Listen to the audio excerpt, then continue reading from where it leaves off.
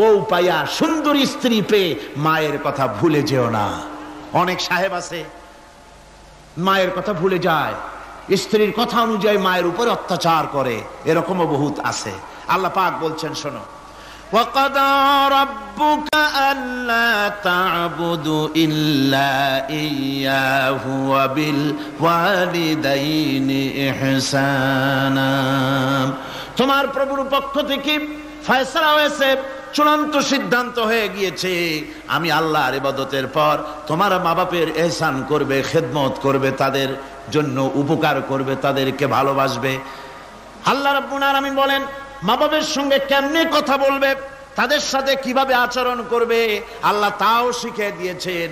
আল্লাহ পাক বলেন ওয়ালা তাকুল লাহুমা ওয়া কুল লাহুমা কাওলান কারীমা। মা বাবার সাথে সম্মানজনক কথা বলো। ওয়া কুল লাহুমা কাওলান কারীমা, সম্মানজনক কথা বলো, মাথায় ঝাঁকি দিয়ে রাগ করে চোখ মোটা করে কথা বলো না। তুমি সন্তান, তোমার জন্য সবচাইতে বড় পীর তোমার আব্বা তোমার আম্মা, ঠিক কিনা কন? ছেলের জন্য, মেয়ের জন্য, সন্তানের জন্য সবচাইতে বড় পীর কে? বাপ মা। এটা ভালো করে মনে রাখতে হবে। আপনার মাওলানা সাহেবদের দোয়া, পীর সাহেবদের দোয়া কবুল হতেও পারে, নাও হতে পারে, 50-50 সম্ভাবনাও আছে, আবার সম্ভাবনা নাই। কিন্তু মা বাবার দোয়া কবুল হবে 100% সিউরিটি রয়েছে। রাসূলুল্লাহ বলেছেন 3 জনের দোয়া কবুল হবে, মুস্তাজাবুদ দাওয়াত। কয়জনের দোয়া কবুল হবে? আল্লাহ রাব্বুল আলামিনের হাবিব বলেন 3 জনের দোয়া কবুল হবে আল্লাহর দরবারে। তার মধ্যে একজন হলেন মাজলুম ব্যক্তি, যে ব্যক্তি অত্যাচারিত, যে ব্যক্তি মুসাফির, প্রবাসী, তার দোয়া কবুল হবে। আর মা বাপ যদি সন্তানের জন্য দোয়া করে, ওই দোয়া আল্লাহ রাব্বুল আলামিনের দরবারে মঞ্জুর হয়ে যায়। আল্লাহ রাব্বুল আলামিন মা বাপ সম্পর্কে বলেন, মা বাবের জন্য আমার কাছে দোয়া করবি বান্দারা, আমার কাছে দোয়া করবি। দোয়াটা আল্লাহ পাক শিখাচ্ছেন, রব্বিরহামহুমা কামা রব্বায়ানি সাগীরা। পড়েন সবাই, রব্বিরহামহুমা কামা রব্বায়ানি সাগীরা। একটু জিকির করেন, লা ইলাহা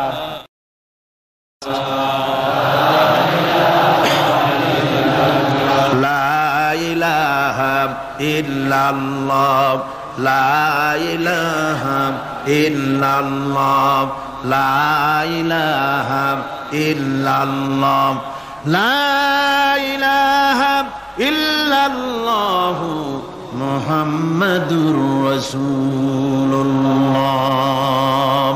আমার ভাইরা, আল্লাহ পাক শিখাচ্ছেন, বান্দা তোর মা বাপের জন্য আমার কাছে দোয়া কর। আল্লাহ রব, আয় আমার প্রভু, আমার মা বাপ যেমন ছোটবেলায় আমাকে স্নেহের কোলে লালন পালন করেছে, আয় আমার আল্লাহ তুমি আমার মা বাপকে তোমার রহমতের কোলে লালন পালন করো। আল্লাহ শিখাই দিয়েছেন। আমার ভাইরা, প্রত্যেক নামাজের পরে এই দোয়াটা ভুলে যাবেন না। ভুলে যাবেন? ভুলে যাবেন? আমার ভাইয়েরা, আমার বোনেরা, সবাই প্রত্যেক নামাজের পরে পড়বেন, রব্বিরহামহুমা কামা রব্বায়ানি সাগীরা। এই দোয়া করতে কেউ ভুলে যাবেন না। আল্লাহ রাব্বুল আলামিন বলে, বান্দারে ওয়া ওয়াসাইনাল ইনসানা বিওয়ালিদাইহি ইহসানা হামালাতুহু উম্মুহু কুরহা ওয়া ওয়াদাতুহু কুরহা। আল্লাহ পাক বলেন, আমি পৃথিবীর সমস্ত মানব মণ্ডলীকে উপদেশ দিয়েছি, মা বাপকে সম্মান করো, শ্রদ্ধা করো, তাদের উপকার করো। তার কারণ হলো তোমার মা তোমাকে গর্ভে ধারণ করেছে অত্যন্ত কষ্টের সাথে। আল্লাহ বলতেছেন, মা তোমাকে গর্ভ ধারণ করেছে অত্যন্ত কষ্টের সাথে, এরপরে তোমাকে ডেলিভারি করেছেন অত্যন্ত কষ্টের সাথে, তোমাকে ডেলিভারি করেছেন। গভীর রাত্রে মানুষ সব ঘুমায় যায়, গর্ভবতী মা ঘুমাতে পারে না, সন্তান পেটের ভিতরে হাঁটু দিয়া গুতা মেরেছে, পা দিয়া লাথি মেরেছে। মা চরম শীতের রাত্রে, প্রচন্ড শীতের রাতে গায়ের লেপটা সরায় দিয়া মা একবার দাঁড়ায়, আর একবার বসে, একবার দেওয়ালের সাথে হেলান দিয়া দাঁড়ায়। কষ্ট করে রাতটারে কাটায় দেয়। আবার সারাদিন সংসারের জন্য কাজ করেছেন, রান্না বান্না করেছেন মা, সকলকে খাওয়াইয়া মা শেষের দিকে খেতে গেছেন। যখন নিজে খেতে গেলেন, খাবারের ক্ষুধাত নিয়ে পেট ক্ষুধা নিয়ে খেতে বসেছেন, পেটের ভিতরে সন্তান লাথি মেরেছে, পেটের মধ্যে ঘুষা মেরেছে, হাঁটু দিয়া গুতা মেরেছে, ভরা পেটে পেটের ভিতরে সন্তান গুতা মারলো হাঁটু দিয়া মাথা দিয়া। মা ক্ষুধা রয়েছে পেটে, খেতে পারলেন না, বেদনা শুরু হয়েছে। খাবারের থালাটা ঠেলে দিয়ে মা দাঁড়ালেন, বসলেন, চোখের পানি ফেললেন। এভাবে করে মা একটা দুইটা দিন নয়, 10টি মাস পর্যন্ত সন্তানটাকে পেটের মধ্যে নিয়ে, একটা জীবিত মানুষ আর একটা জীবিত সন্তান পেটের মধ্যে নিয়ে নড়াচড়া করছেন, চলাফেরা করছেন। কিতাবের মধ্যে এসেছে রাতের বেলায় মা যে ঘুমাতে পারেন না সন্তানের নড়াচড়ার কারণে, রাতভর ইবাদত করলে যত সওয়াব পাওয়া যেত আল্লাহ ওই সওয়াব মায়ের আমলনামায় লিখে দেন। সন্তান পেটে থাকার কারণে খেতে পারে না, পেট ভরে ক্ষুধায় কষ্ট পায় মা। এই জন্যে 10 মাস ধরে রোজা রাখলে যে সওয়াব হতো আল্লাহ রাব্বুল আলামিন মায়ের আমলনামায় রোজার সওয়াব লিখে দেন। 10 মাস পুরে গেল, সন্তান ডেলিভারির সময়ে চলে এলো। মায়ের মন বিমর্ষ, সন্তান ডেলিভারি হবে, না জানি মরে যাই নাকি, না জানি অপারেশন লাগে নাকি, কি অবস্থা হবে। মা খেতে পারে না, মুখটা শুকায়া যায়। ডেলিভারির সময় যখন আসে, মা বাবার কাছ থেকে বিদায় নিয়ে যায়, স্বামীকে একান্তে গোপনে ডেকে নিয়ে বলে, প্রাণের স্বামী, দীর্ঘদিন একসঙ্গে ঘর কন্যা করেছি, অপরাধ হয়ে যেতে পারে, আমারে মাফ করে দিও। আমার মনে হয় এবার আমি আর বাঁচবো না।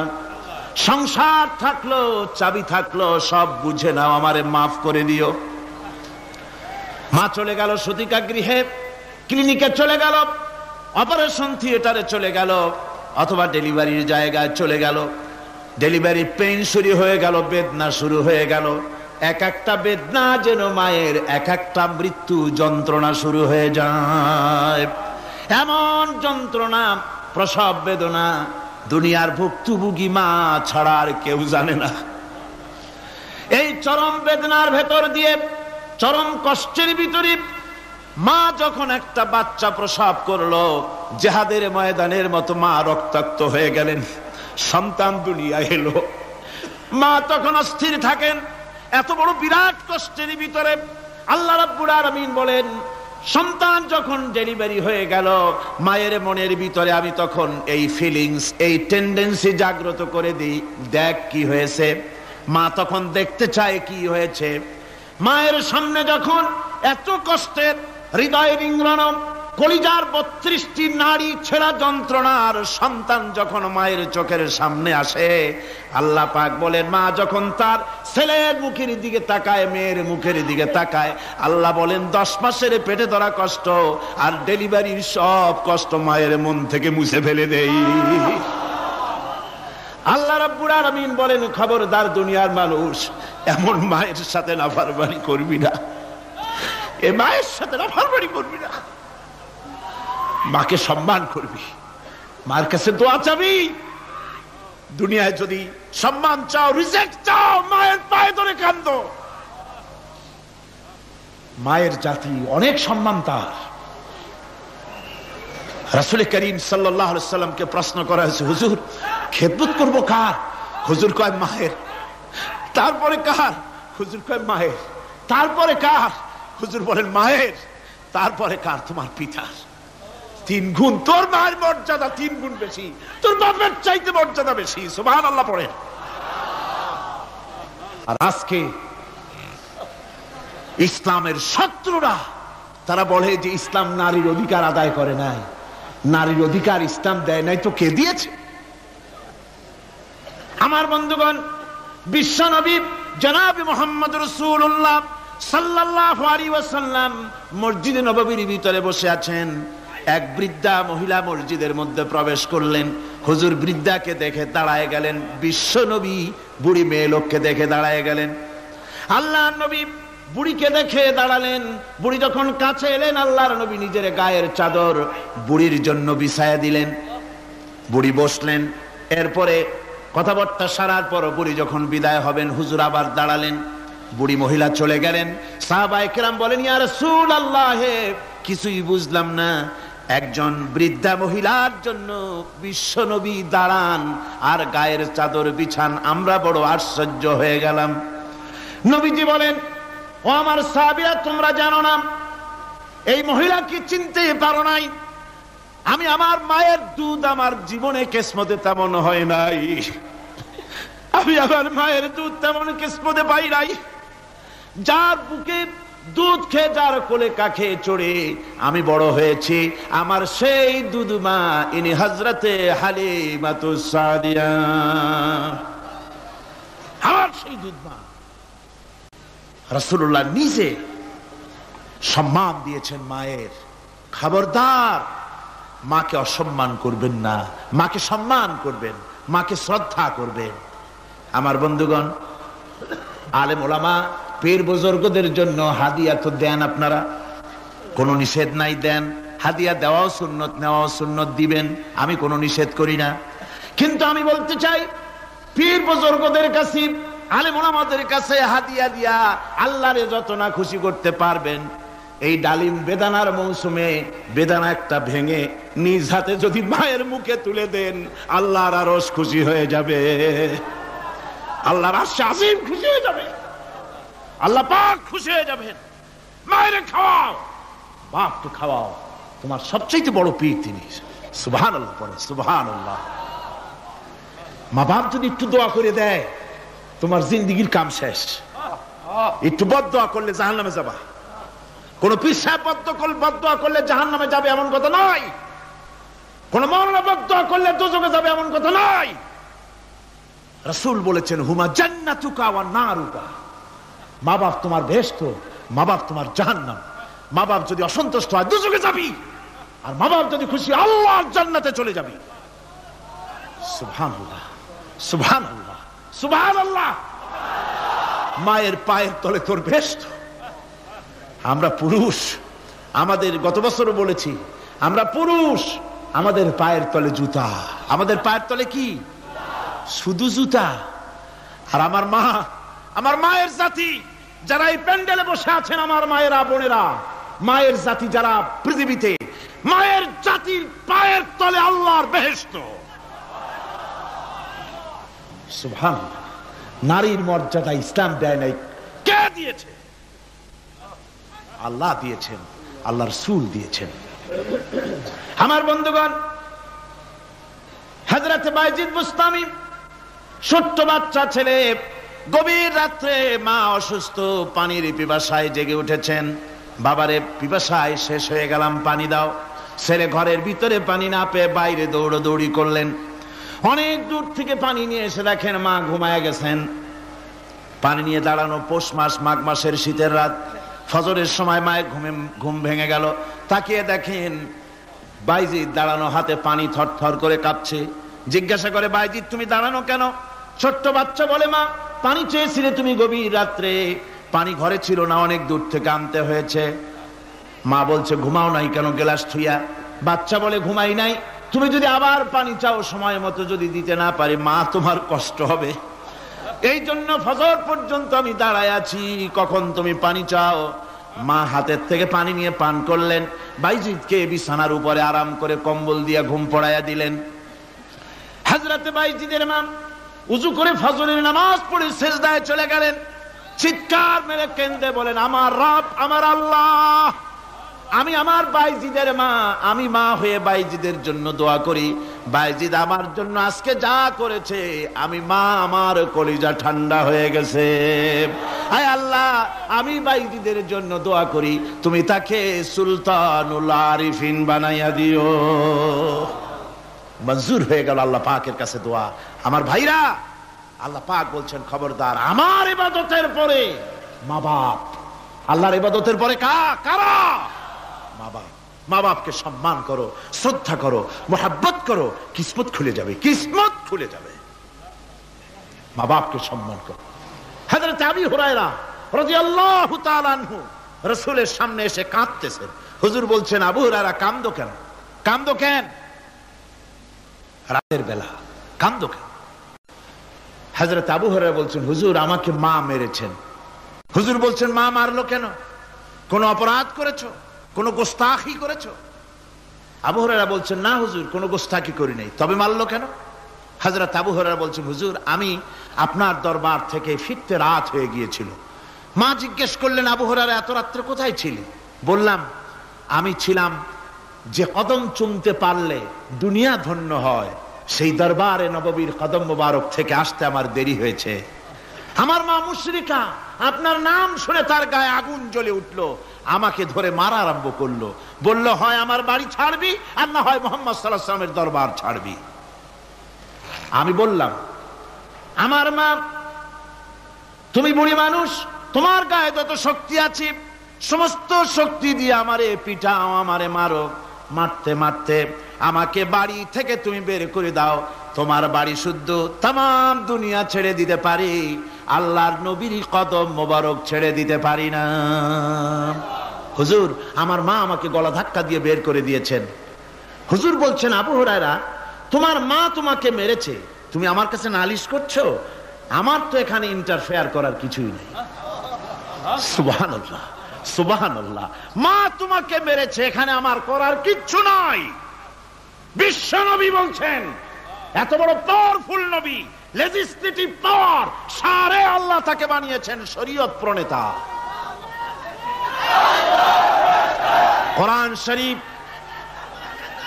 কোরআন শরীফে শুধু হালাল ও হারামের, হালাল এবং হারামের, বৈধ এবং অবৈধের সীমারেখা শুধু কোরআনই ঠিক করেনি, রাসূলের জন্য আল্লাহ ছেড়ে দিয়েছেন। আল্লাহ রাসূলও হারাম, হালাল এবং হারামের বৈধতা অবৈধতার সীমারেখা নির্ধারণ করেছেন।